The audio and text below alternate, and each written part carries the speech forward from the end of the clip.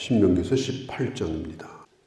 9절에서부터 14절입니다. 이스라엘 공동체의 이 레위 지파, 그리고 레위 지파에서 나온 제사장, 이들은 매우 중요합니다. 왜냐하면 이들은 이스라엘의 영적인 부분을 다루고 있는, 특별히 하나님 앞에 드리는 제사의 일, 예배를 섬기는 일, 그 다음에 백성들을 말씀으로 가르치는 일, 이런 또 백성들에게 어떤 문제가 있을 때 어떤 영적인 지침을 내려주는 그런 역할을 하는, 그게 바로 레위 사람들과 제사장입니다. 그래서 주님은 이 사람들에게 기업을 주지 아니하고 오로지 그 일에만 전념을 하라고 하셨습니다. 그래서 가나안 땅에 들어갈 때 이 레위 지파에게는 기업을 주지 않았습니다. 땅을 주지 않았습니다. 그리고 성전의 일만 하게 하고 또 성전에서 나오는 것으로 살도록 그렇게 하셨어요. 그러니까 다른 지파가 농사의 일을 하면서 땀을 흘리는 것처럼 이들도 하나님의 일을 위해서 땀을 흘리도록 그렇게 하셨고, 또 이들에 대하여 다른 지파, 땅을 가지고 있는 사람들은 이 레위 지파와 제사장들을 보살펴서 그들이 그 일만 할 수 있도록 그렇게 해라, 그렇게 말씀하셨습니다. 그러면 레위 지파는 기업이 없느냐? 성경은 뭐라고 얘기하는가 하면 레위 지파의 기업은 바로 하나님이시다. 다른 지파는 땅에서 농사를 지어서 먹고 살지만 레위 지파는 하나님으로 먹고 사는 것이다. 또 하나님의 일로 먹고 사는 것이다.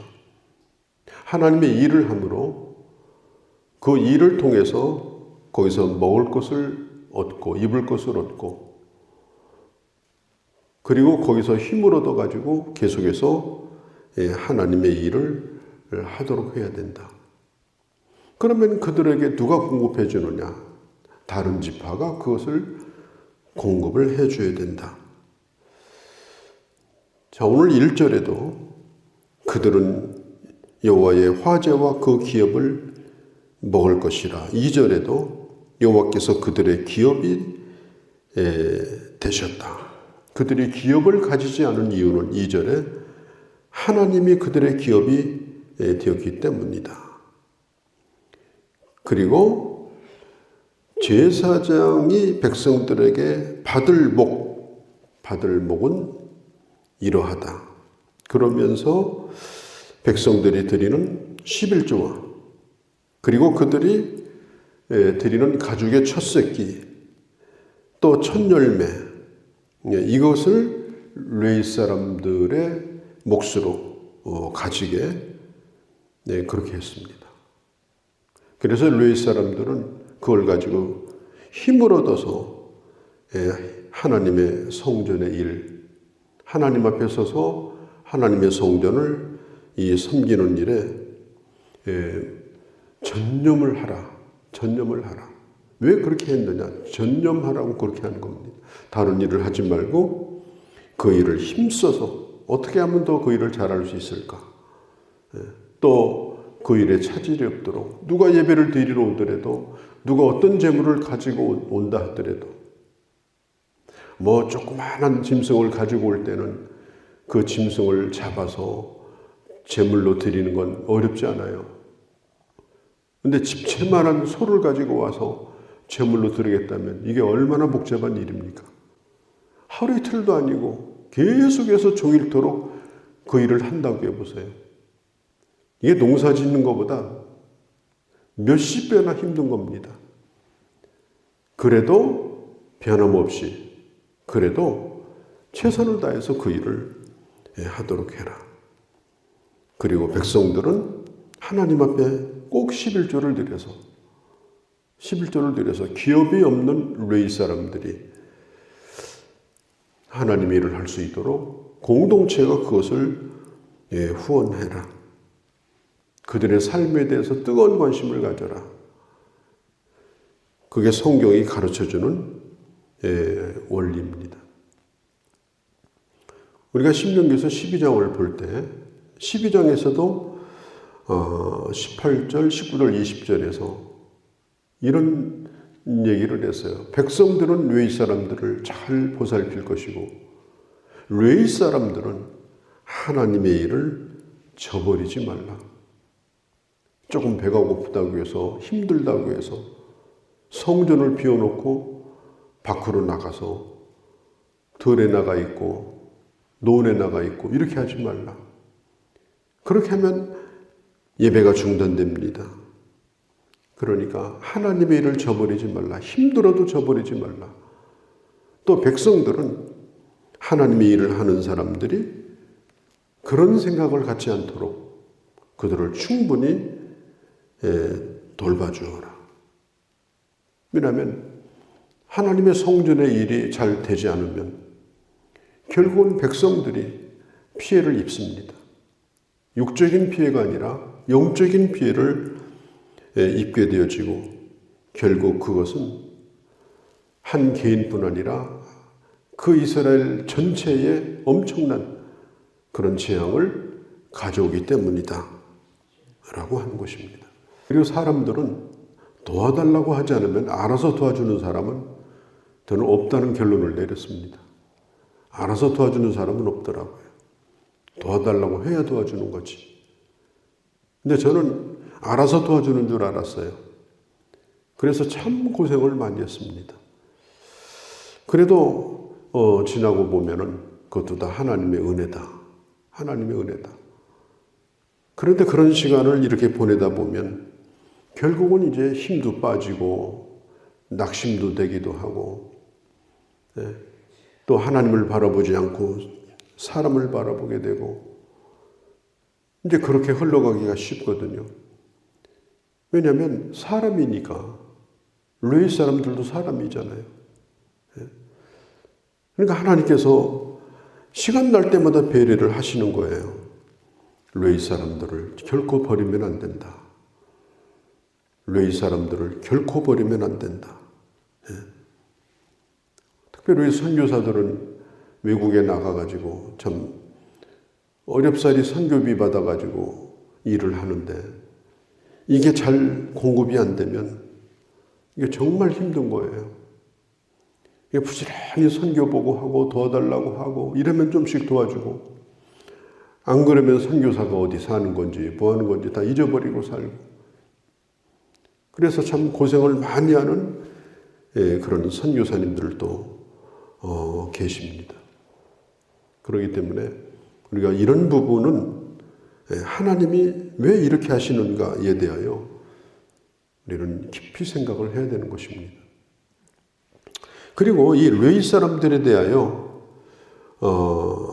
성경이 뭐라고 얘기를 하는가 하면 5절에 항상 여호와의 이름으로 서서 섬기게 하셨음이니라.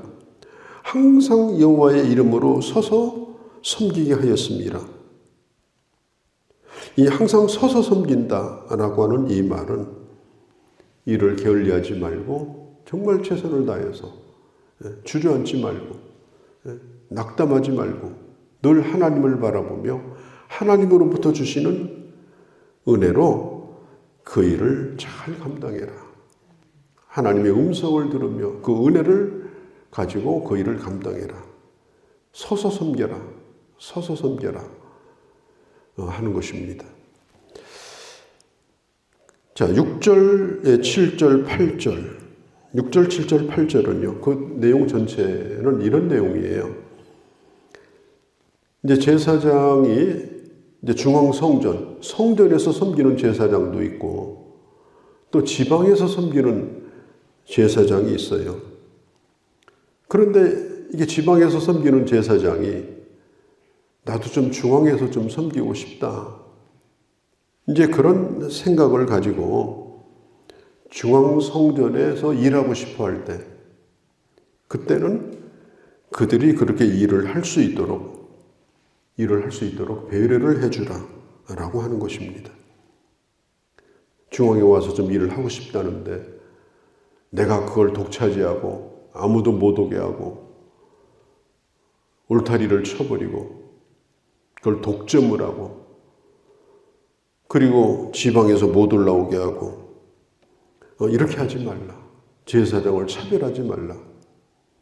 그래서 그들도 올라와서 일을 할 수 있도록 어떤 면으로든지 그런 기회를 주어라. 그게 바로 6절 이후의 말씀입니다.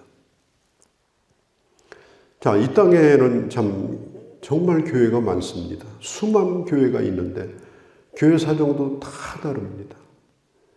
규모가 있는 교회도 있고 정말 규모가 안 되는 교회도 있고 또 도시에 있는 교회도 있고 아니면 몇십 가구 되는 동네에 있는 좀 그런 교회도 있고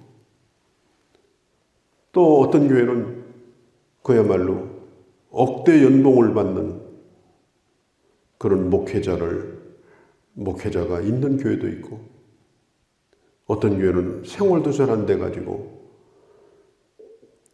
매일마다 먹을 거 걱정해야 되는 그런 교회들도 있습니다. 그게 현실입니다. 자, 그렇게 할 때에 그 어렵고 힘든 사람들에 대하여 좀 충분히 넉넉한 그런 교회는 그들을 결코 외면해서는 안 된다. 그런 정신도 오늘 이 성경에 담고 있습니다. 저는 저 시골에서 정말 어렵게 목회하는 목사님들이 실력이 없다고 생각하지 않습니다. 그들이 능력이 없다고 생각하지도 않습니다. 만나보면 다 훌륭한 분들이고 다 귀한 분들입니다. 그냥 거기에 있을 뿐입니다. 좋은 조건에서 아니면 좋은 조건이 있는 교회 부임에서 그렇게 목회를 하고 또 그런 환경에서 예배를 드리는 또 교인들은 그냥 본래 예수 믿는 것이 그런 건 줄 알고 그런 교회들에 대해서 아무런 생각을 가지지 않는다면 어떻게 되겠는가? 저도 이 말씀을 보면서 반성을 좀 해보기도 합니다. 자주는 아니지만 가끔이라도 저 섬에 있는 목사님들, 저 시골에 계신 분들, 어렵사리 개척하는 분들 초청해서 참 하룻밤 호텔에서 재워드리고 또 강사로 또 세우고 가서는 못한다더라도 모셔서 참 말씀도 듣고 이렇게 하는 교회를 좀 앞으로 만들어야 되겠다 이런 생각을 해보게 됩니다. 우리가 은혜도 받고 대접도 하고 앞으로 그런 계획을 좀 가져보고자 합니다. 자, 9절 이후에 보면은 14절까지 이 가나안 땅에 들어가게 되면 아주 전혀 다른 종교 문화를 만날 거라는 거예요. 어디를 가든지 이 종교 문화가 있어요. 특별히 점치는 문화. 우리나라도 해마다 토종비결을 보기도 하고 쌀을 뿌려서 점을 치기도 하고 뭐 젓가락을 흔들어서 점 치기도 하고 얼마나 많은 문화가 있는지 몰라요. 다른 문화권에 가도 마찬가지입니다. 자, 12절에 이것은 하나님이 가증히 여기는 것이다. 이것은 하나님께서 몹시 싫어하는 것이다. 그랬습니다.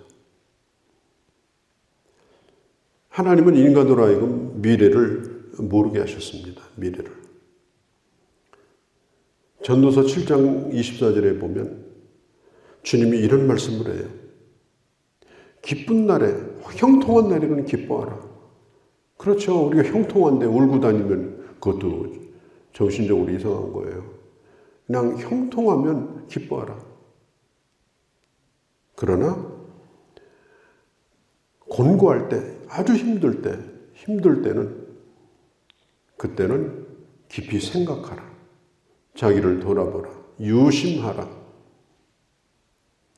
그러니까 이것을 병행하게 하셔서 하나님은 우리로 하여금 장래일을 모르게 하셨다 그랬어요. 우리는 형통할 때도 형통한 대로, 또 곤고할 때는 곤고한 대로 내게 유익을 삼고 살아가는 이런 지혜가 필요하고, 또 우리 미래에 대해서 너무 궁금해가지고 혹시 어떻게 되려나 이렇게 물어보려고 하는 유혹을 우리는 조심을 해야 돼요. 미래는 우리가 하나님 앞에 내일 일을 맡기고 사는 겁니다. 그리고 우리는 어차피 정해진 날을 사는 거 아니겠어요? 정해진 시점이 있지 않습니까? 그리고 그 미래를 바라보며 우리는 사는 거니까 이미 답이 나온 거예요. 뭐 어떻게 되고 안 되고가 없어요. 우리는 정해진 날이 있습니다. 그리고 하나님의 약속이 또 거기에 있으니까 우리가 하루하루 다 맡기고 참 하나님 앞에 끊임없이 부르며 순간순간 지혜를 따라서 살아가는 그런 모습, 이게 하나님이 기뻐하는 자의 모습이다. 그런 자에게 하나님께서 복을 주시겠다고 약속을 하셨습니다. 자, 가나안 땅에 들어가서 어떻게 해야 되나? 지금 가나안 땅은 어디입니까? 우리가 살고 있는 이 땅이에요. 그러니까 이 땅 가운데 하나님의 백성으로 지혜롭게 살아가는 그런 주의 자녀들이 되어주시기를 바랍니다. 거룩하신 우리 아버지 하나님, 오늘도 저희들을 사랑하셔서 하나님 은혜 가운데 오늘 이 아침도 나오게 하시고 주의 말씀을 들었습니다. 하나님의 일이 어려워지지 않도록 교회와 사역자를 돕고 또 동역하며 서로 하나 되어 힘써 주의 일을 힘차게 해나갈 수 있는 그런 우리 교회가 되게 하여 주옵소서. 또한 아버지 하나님, 우리는 미래를 늘 궁금해합니다. 그러나 그런 것들을 말해주는 그 어떤 자도 만나지 않게 하시고 오로지 하나님 앞에 내게 주신 그 시간 동안 또 주님이 허락하신 천국을 바라보며 형통한 날에는 기뻐하고 곤고한 날에는 되돌아보며 그리고 내 미래는 주께 맡기고 순간순간 주시는 하늘의 지혜로 복되게 살아가는 저희가 되게 하여 주옵소서.